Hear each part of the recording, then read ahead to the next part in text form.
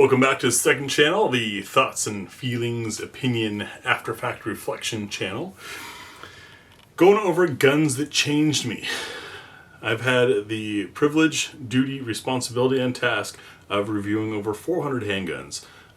Between the magazine articles, and all the videos on the main channel, it's been a lot. In addition to that, more than 60 days of professional, national, and international level training events.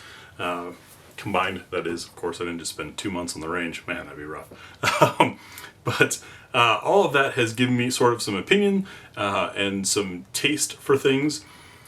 I'm not arguing that something is right for you or not right for you, just telling you my journey and how things changed. In the last episode, we talked about the Glock 19 and why I went to it and why I moved from it. And this guy, not this exact one, but the Walther P99 is what I moved to. The first time I held a Walther P99, my somewhat vulgar description is that I felt like my hand might get pregnant. The ergonomics were so good. It felt like it was made for my hand. After coming from a Glock 19, I found my fingers actually fit on the grooves. I found that I could slam a mag in without pinching my hand, which was two problems I had on the Glock 19. I also felt safer with the anti-stress mode trigger. Those of you unfamiliar, it's essentially a 3-mode trigger. For 99% of the time, you've got a double action, single action with a decocker on top of the slide. Watch the striker indicator disappear if I cock it first, of course. Decocks it. So you have a longer, heavier double action first pull. And then everything after that is, of course, the Walther semi-precocked striker that has made Walther triggers and then copies thereof very famous for being excellent triggers. You get what feels like a nice hammer-fired single action. You also get a double action, but no hammer hanging out of the back. A nice little window telling you what's going on. I also came to love the paddle release. You see, one of my complaints on the Glock 19 had been ergonomics, and I found that I often had to shift my grip or shift my hand to hit that magazine release properly, whereas with the paddles, as you can see down here, which are on both sides, all I had to do was use my middle finger and not shift my grip at all to drop a magazine. So that was a massive improvement. I had a gun that fit my hand, I had a better trigger, I had easier use, and really loved the P99. I carried it for quite some time. I took it to multiple training events. My original, I put night sights on, I put a DPM system, recoil system in it, which made it really smooth. I just grabbed the final edition one.